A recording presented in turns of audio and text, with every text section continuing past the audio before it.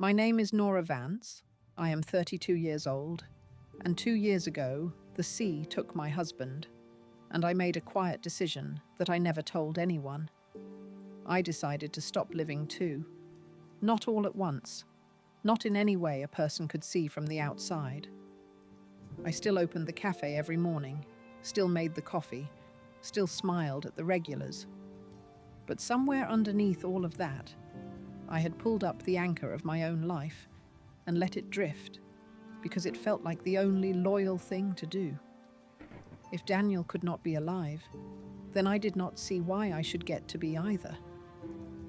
I am telling you this story because of what happened when a stranger walked into that grief, and because of a letter I did not find until I had almost thrown my whole future away. If you have ever lost someone and felt like moving forward would be a betrayal, if you have ever confused staying broken with staying faithful, then this story is for you, and I need you to stay with me all the way to the end, because I was wrong about almost everything, and being wrong is what saved me. Before I start, do me a small favor. If you are new here, subscribe, because I make these for people who are carrying something heavy, and I would like to help you carry it a little while. And leave me a comment telling me where you are watching from tonight, and whether the water is anywhere near you. A lake, an ocean, a river, a puddle in the parking lot. Because I have made a kind of peace with water, and I like to know where all of you are sitting with yours. Now let me take you back. I met Daniel Vance when I was 23 in the town of Wrens Bay, a little fishing town on a cold, grey stretch of coast where the fog rolls in most mornings and the whole place smells like salt and diesel and somebody frying fish. I had come up for a summer job and never left. And the reason I never left had a boat and a laugh you could hear from the end of the pier. Daniel was a fisherman, third generation, and he was also, in his spare hours, a boat builder, which is a thing almost nobody does by hand anymore. He built boats the way his grandfather taught him, plank by plank, in a boathouse that smelled like cedar and varnish. And the first time he took me in there and showed me the ribs of a half-finished hull, I understood I was going to marry him. A man who builds something that slow, that carefully, with his own 2 hands, knowing he might not finish it, that is a man who knows how to love. I just did not know yet how right I was, or how much it would cost me to learn it. We married when I was 25. We did not have money, so we had the wedding on the beach, and Daniel's mother, Ruth, made the food, and half the town came whether they were invited or not, which is how Wrens Bay does things. And then Daniel and I sank every dollar we had into a dream that everyone told us was foolish. We bought a crumbling old saltbox building right on the harbour, and we turned it into a cafe. The Grey Gull, we called it. Daniel fished in the mornings, and I ran the cafe all day, and in the evenings we would sit on the harbour wall with our feet hanging over the water and count the money in the register, and it was never enough, and we were happy in a way that I did not know to be grateful for, because I thought it was just how life was going to feel forever. I want you to know what those years were actually like, because the happiness was in the small things, and I want to do them justice. Daniel would come in off the water at 11 in the morning, smelling of salt and diesel, and he would kiss the back of my neck while I was pulling shots of espresso, and the regulars would groan and tell us to get a room, and Daniel would say, loudly, that he owned the room, "Thank you very much," and everyone would laugh. On slow afternoons, he would sit at the counter and mend nets while I wiped down tables, and we would not even talk, and it was the most comfortable silence I have ever known. We fought sometimes, about money mostly, because there was never enough of it, and we made up fast because neither of us could stand to go to bed angry in a town that small where everyone would somehow know by morning. On Sundays, we closed the cafe and took his little skiff out, and he taught me to read the water, where the fish were, where the rocks were, How to tell from the colour of the sky at dawn what the afternoon would bring. I was a city girl who did not know a bow from a stern when I arrived. By the time I was 28, could handle a boat as well as any of them, and Daniel was prouder of that than of almost anything. He used to say he had married a landlubber and grown himself a sailor. If you have ever been that happy without knowing it was fragile, tell me in the comments. I think we do not get to know until after. I think that is the cruelty and the mercy of it both. Daniel was also, that last year, building a boat, not for work, for me. He would not tell me much about it, just that it was going to be mine, that he was building it in the evenings out at the boathouse, and that I was not allowed to see it until it was done. He carved the name into the transom before he carved anything else, which is backwards, which is very much like Daniel. The Nora Jean. A little wooden boat with my name on the back of it, sitting half-finished in a boathouse, waiting for a man to come home and finish her. He never came home. I am not going to spend long on the worst night of my life, because you do not need the details, and I do not need to give them. There was a storm in October, a bad one, the kind the old men had been muttering about for a week. Daniel went out because we needed the money, because the cafe had had a slow season, because that is what he did, he provided, and he thought he had time to get back before it turned. He did not have time. The Coast Guard searched for 3 days. They found the boat. They did not find Daniel. The sea took him, and it did not give him back. And there is a particular kind of grief that has no grave at the end of it, no body, no place to put your flowers. Just a grey horizon that goes on being beautiful every single day, as if it had not taken the best man you ever knew. I stood on that pier for all 3 days of the search. The whole town stood with me in shifts, bringing coffee, bringing blankets, saying nothing, because there was nothing to say. I remember Ruth standing beside me on the second night, her son out there somewhere in that water, and she took my hand, and she did not cry, and she did not tell me it would be all right, because she was not a liar. She just held my hand and watched the water with me.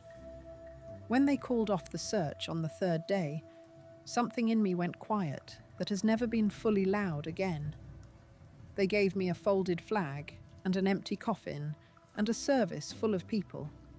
And I stood through all of it, feeling like I was watching it happen to someone else, from very far away, from the bottom of the same cold water that had him. I was 30 years old, and I closed up around the loss like a fist. Here is what I did, and I did not know at the time that it was killing me. I turned the cafe into a museum. Daniel's coat stayed on the hook by the door for 2 years. His mug stayed on the shelf. I kept his handwriting on the specials board long after the chalk had faded to a ghost, and I would trace over the same letters so I would never have to erase them. I did not move a single thing in our apartment above the cafe. I slept on my half of the bed. And out at the boathouse, the Nora Jean sat under a canvas tarp, half built, exactly as he had left her, because to finish her felt impossible, and to sell her felt like murder, and to look at her felt like drowning. So I just did not go out there at all. For 2 years I did not set foot in that boathouse. I paid the taxes on it, and I let it sit, a shrine with a boat in it, my name on the back, gathering dust. The town watched me do this.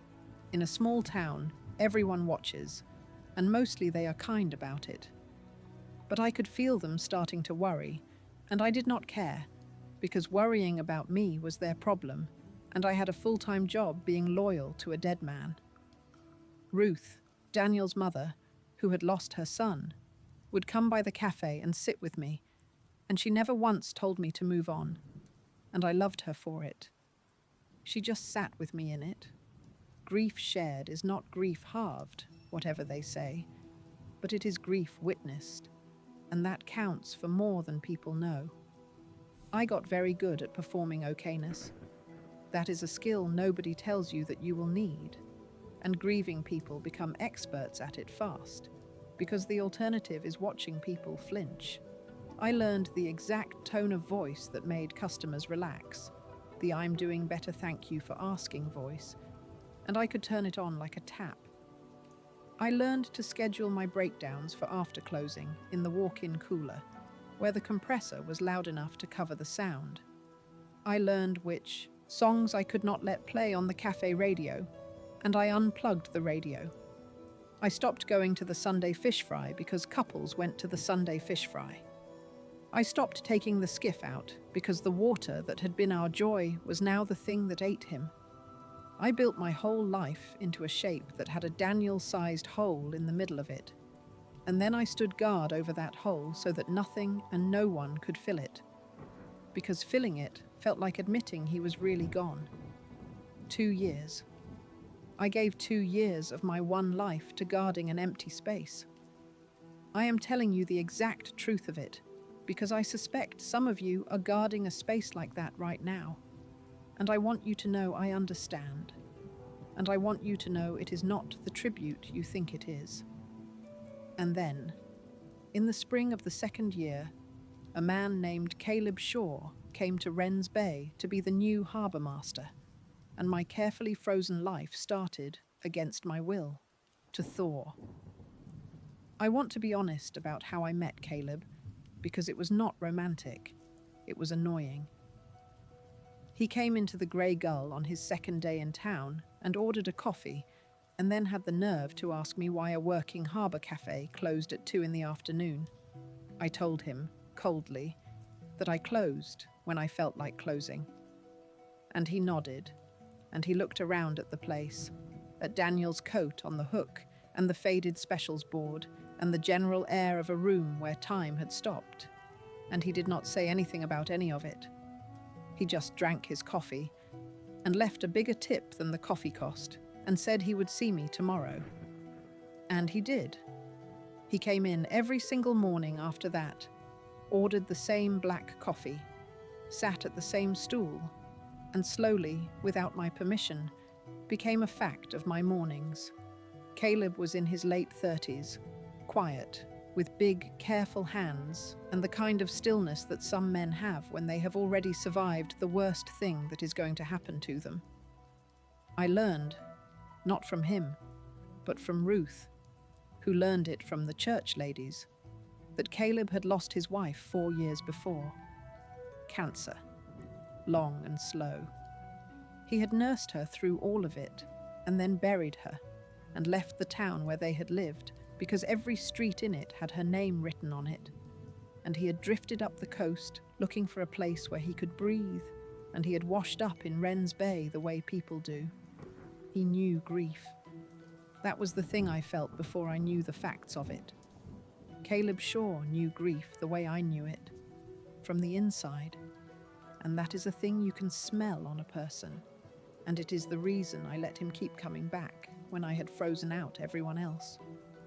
He told me about her himself, eventually, one evening late in the summer when the cafe was empty, and neither of us seemed in a hurry to leave. Her name was Sarah. He did not make her into a saint the way people do with the dead, which is how I knew he had really loved her, because real love remembers the whole person.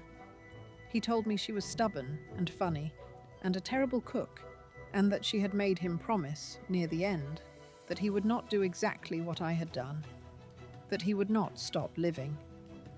And he told me, looking down at his coffee, that he had kept that promise badly for a long time, that he had drifted and worked and drifted, and that the first morning he walked into the Grey Gull and saw a woman running a museum to her own grief.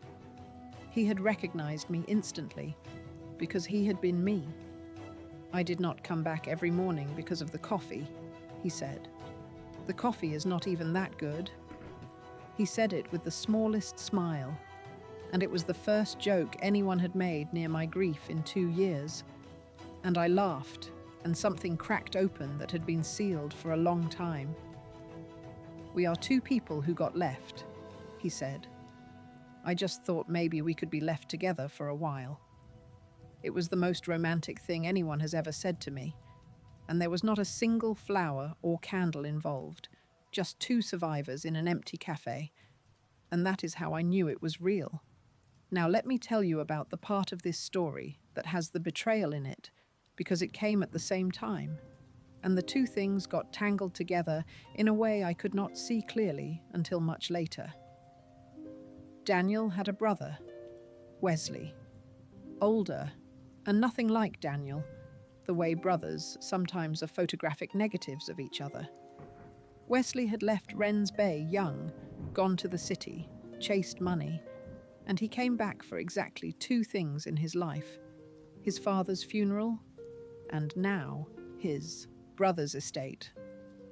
About 18 months after Daniel died, Wesley showed up at the cafe in a nice car and a nicer coat, and he sat down across from me with the smile of a man who has already decided how a conversation is going to go, and he told me it was time to be practical.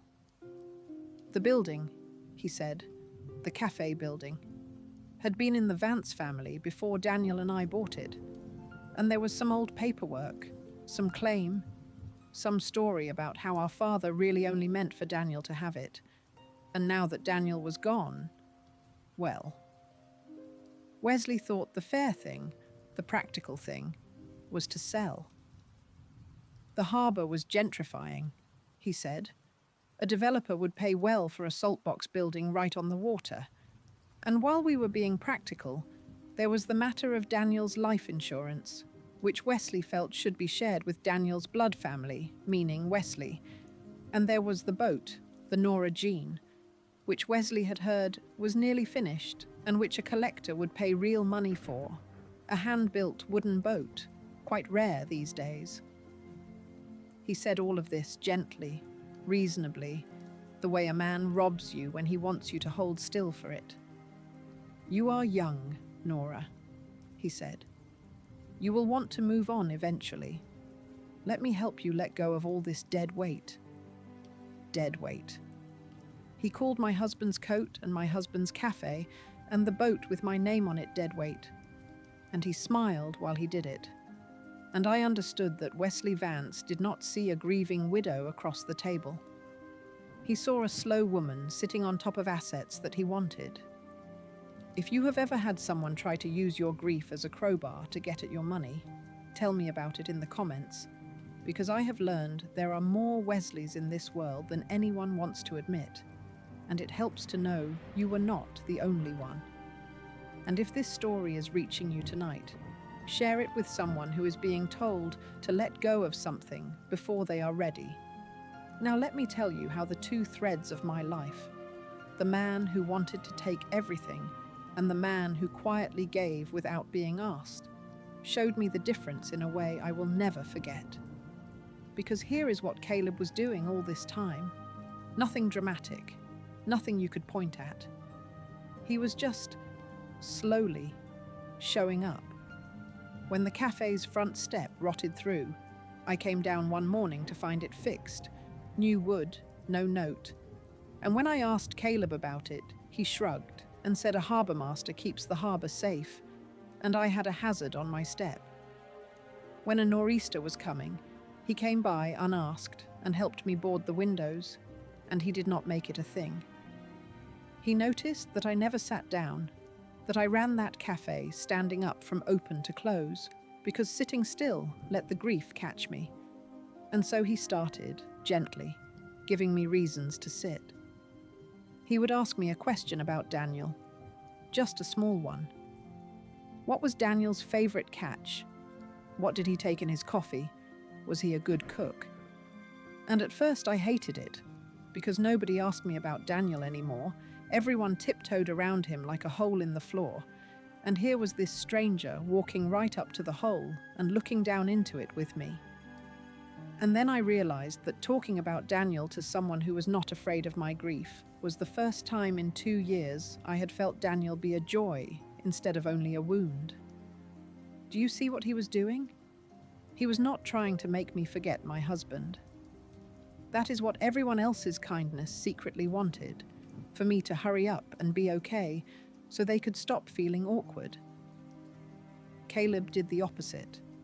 He made room for Daniel.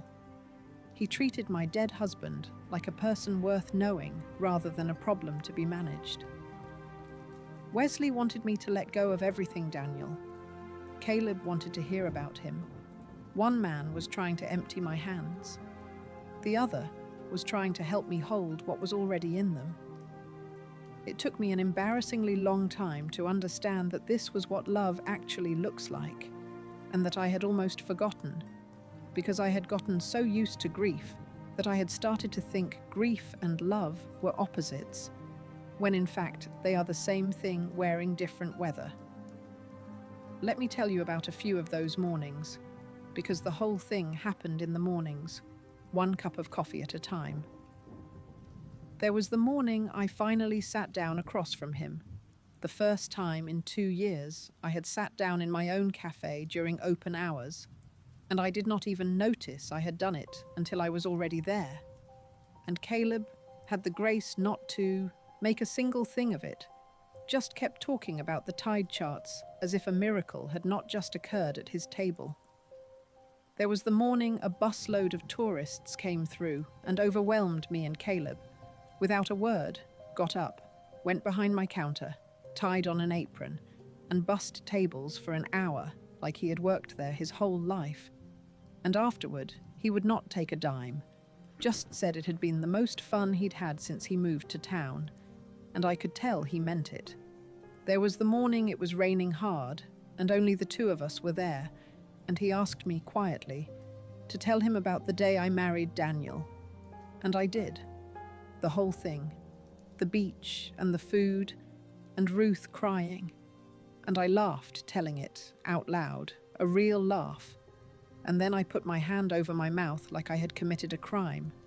And Caleb said, so gently it nearly undid me, "He would want you to laugh telling it, Nora.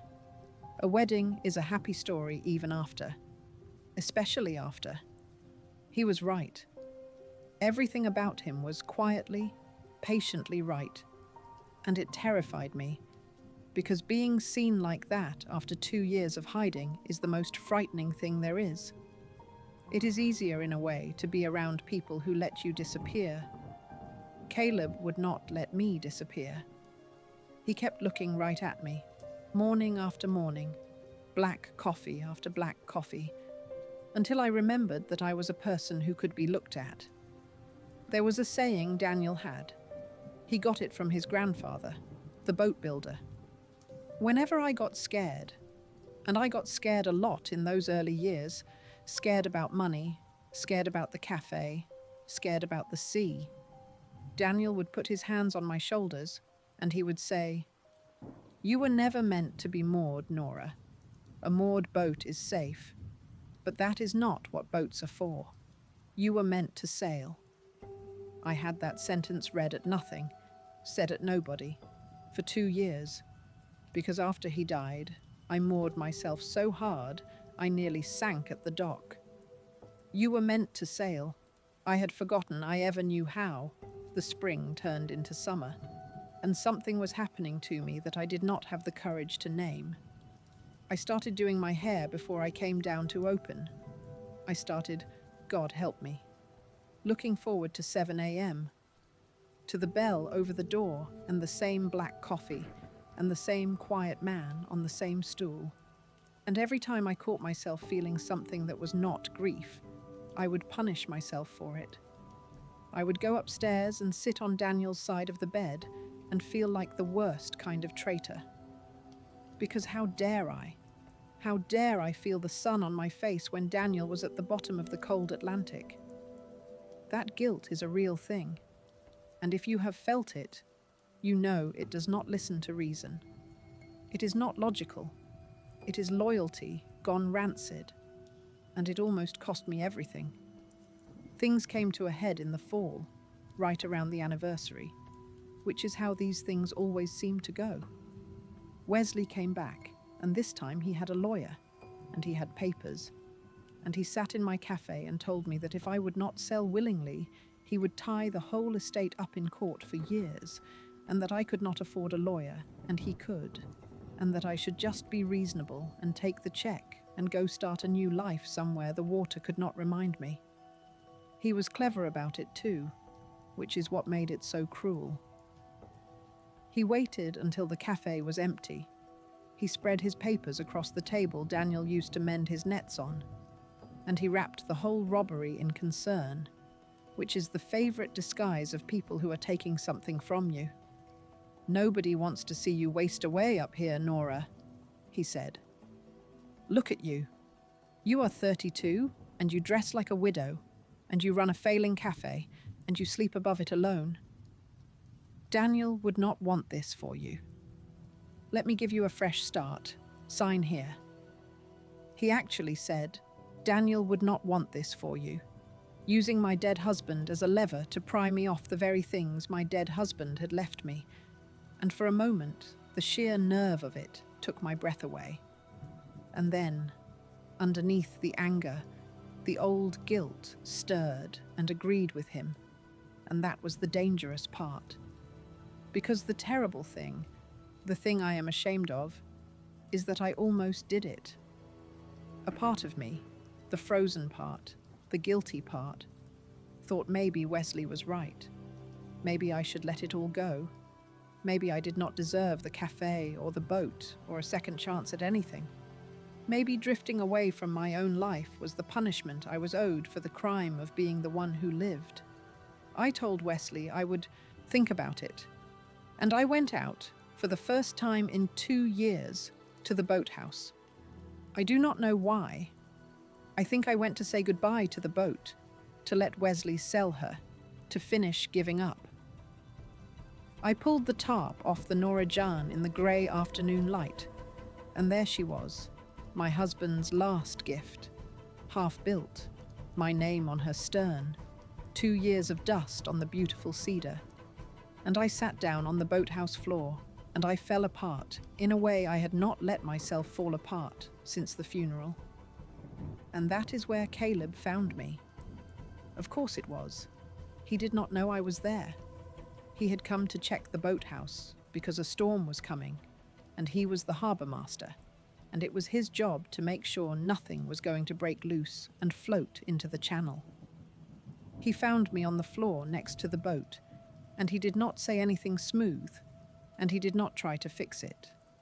He just sat down on the dusty floor next to me, this quiet man in his harbour master's coat, and for a long while he did not say anything at all. He let me cry. That is a rarer gift than people know. Most people cannot stand to watch you cry. They rush to stop it because it makes them uncomfortable. And what they are really doing is asking you to manage their feelings on top of your own. Caleb just sat in it with me, the way Ruth had sat with me on the pier, the way he had been sitting with me every morning for months, and he waited until the worst of it had passed through me like weather. Then he looked at the boat for a long time, and then he said the thing that broke the whole 2 years open. He said, "Daniel started building this for you before he ever finished it, didn't he? He carved your name first. He put your name on it before he knew if he would live to finish it." Caleb ran his hand along the hull, gentle, the way you touch something holy. Then he looked at me, and he said, "A man does not build a boat for a woman he wants to leave moored at a dock. He builds it so she can sail. I think he would be heartbroken, Nora, to see that the boat he built to set you free is the thing you have chained yourself to." I could not speak. And Caleb reached into his coat, and he took out an envelope, soft and worn, and he put it in my hands. He said, "I found this tucked into the ribs of the hull when I first looked her over months ago. I have been carrying it around ever since, waiting for a day you might be ready. I think today is the day. I am sorry if I am wrong." It was Daniel's handwriting, my name on the front. A letter my husband had written and hidden inside the boat he was building for me. The kind of thing a man who works with his hands and cannot say the soft things out loud does instead of saying them.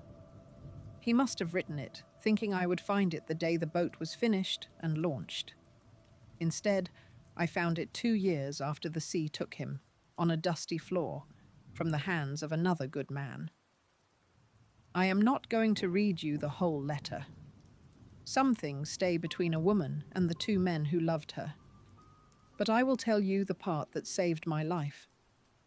Daniel wrote near the end, in his blocky, careful hand, "If you are reading this, then she is finished and you are about to sail," and I could not be happier. But Nora, if something ever happens to me first, if the sea ever takes me the way it takes fishermen, I need you to promise me one thing. Do not you dare turn into a widow. Do not build a shrine and live in it. You were the most alive person I ever met, and I did not marry you so you could bury yourself with me. Turn into a woman who was loved so well that she is not afraid to be loved again. That is the only way to thank me. Now go sail. You were never meant to be moored. You were never meant to be moored. He wrote it. He knew me well enough to know exactly how I would betray myself, and he reached forward through 2 years and the bottom of the ocean to stop me. I want to pause here, because this is the part I most need you to hear, wherever you are tonight. Grieving someone forever is not how you honor them. Living is how you honor them. The people who truly loved you did not love you, so that you would stop living when they did.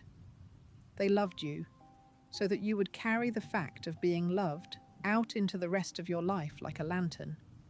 If you are punishing yourself for surviving, if you have confused staying frozen with staying faithful, please hear a woman who wasted 2 years learning it. Go sail. And if this is landing on you tonight, subscribe and stay with me, because the ending is the part that matters most.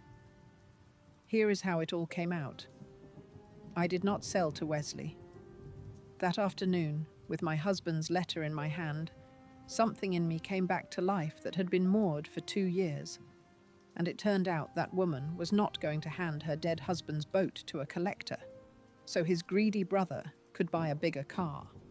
Ruth, Daniel's mother, when she heard what Wesley was trying to do, produced from her own attic the original paperwork on the cafe building, which showed plainly that her late husband had sold it to Daniel and me free and clear. No strings, no family claim, and that Wesley's whole story was a lie he had counted on my grief being too heavy to fight. She stood up in front of Wesley's lawyer, a 70-year-old woman who had buried a husband and a son, and she said, "You will not sell my boy's cafe, and you will not sell the boat he built for his wife. And if you ever come back here trying to make money off my grief again, Wesley, you will answer to me. I have never loved anyone faster than I loved Ruth Vance in that moment." Wesley took his lawyer and his nice coat and his ugly little scheme back to the city, and we did not hear from him again. I want to say one more thing about Wesley, because I think it matters. I did not beat him with a better lawyer or a cleverer plan. I beat him because I stopped being ashamed of surviving, and a woman who is no longer ashamed of surviving is very hard to rob. Grief had made me an easy target. Wesley had counted on me being too broken and too guilty to fight for my own life.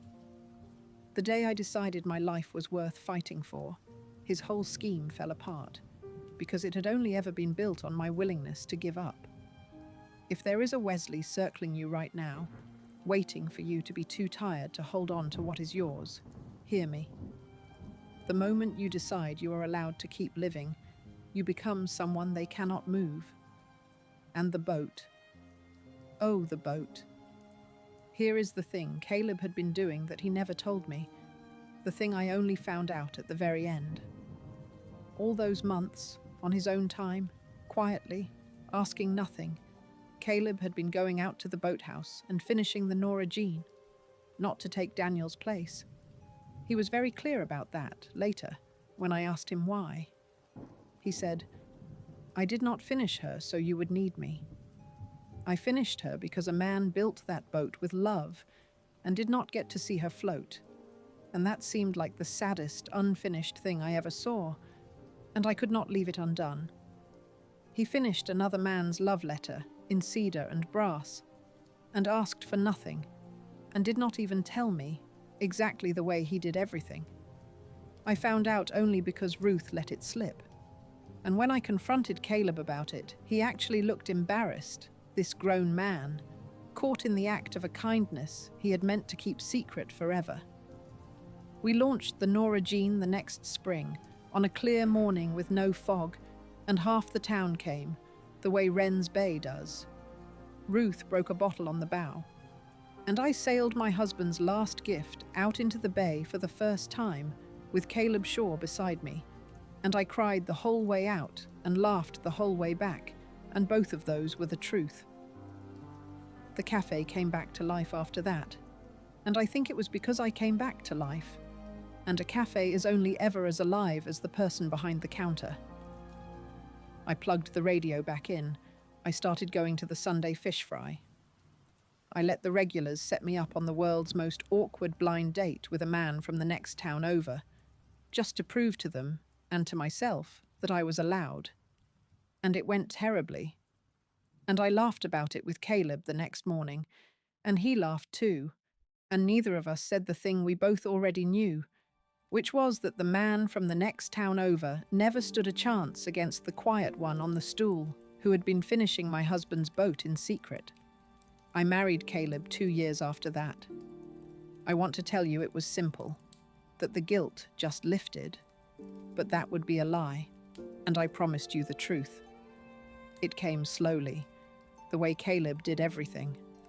There were nights early on when I would pull away from him for no reason he could see, when the guilt would rise up and tell me I was betraying Daniel, and Caleb never once made me feel bad for it. He would just wait.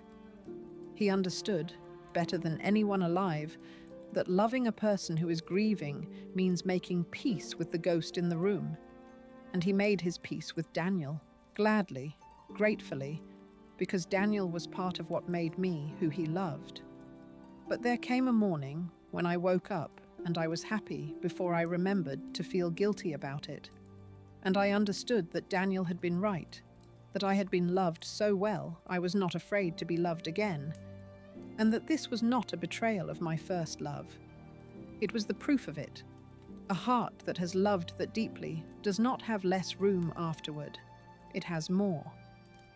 I still run the Grey Gull. Daniel's coat is not on the hook anymore. I moved it, gently, to a place of honor, the spring I married Caleb, and it was not a betrayal. It was a graduation. The specials board is in my own handwriting now, and the Nora Jean sits at our own dock, a boat with my name on it, built by one man who loved me and finished by another, and I sail her most Sundays, out past the harbour mouth to the open water, where I say hello to Daniel and thank him, out loud, over the side, for loving me enough to set me free. People ask me sometimes, the ones who knew the old me, how I did it, how I came back from where I was. And I tell them the truth, which is that I did not do it alone, and I did not do it fast. I tell them there was a mother-in-law who sat with me on a pier and never once told me to hurry up. There was a dead husband who loved me so well, he wrote me a permission slip and hid it in a boat. And there was a quiet man who drank bad coffee on the same stool every morning for the better part of a year, asking nothing, just making sure that when I was finally ready to come back to life, there would be someone there who had never stopped seeing me as alive. Healing is not one big, brave decision. It is 100 small mornings and someone patient enough to sit through all of them with you. So here is what a half-built boat and a hidden letter taught me, and it is what I want to leave with you tonight. The people who love you do not love you so that you will stop living when they are gone. They love you so that you will know, for the rest of your days, what it is to be treasured, and carry it forward, and give it again. Do not moor yourself to a loss. Do not let anyone, not your own guilt, not a greedy relative, not the whole watching town, convince you that staying frozen is the same as staying loyal. Go finish the boat. Go sail. You were never meant to be moored. That is my story. A fisherman who carved my name before he built the hull. A stranger who finished what the sea interrupted. And a letter that reached me 2 years too late and exactly in time. If someone came to your mind while you listened, tell me about them in the comments. Share this with a person who is stuck at the dock, too loyal to their grief to live.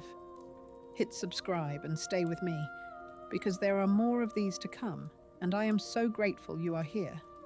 I will see you in the next one.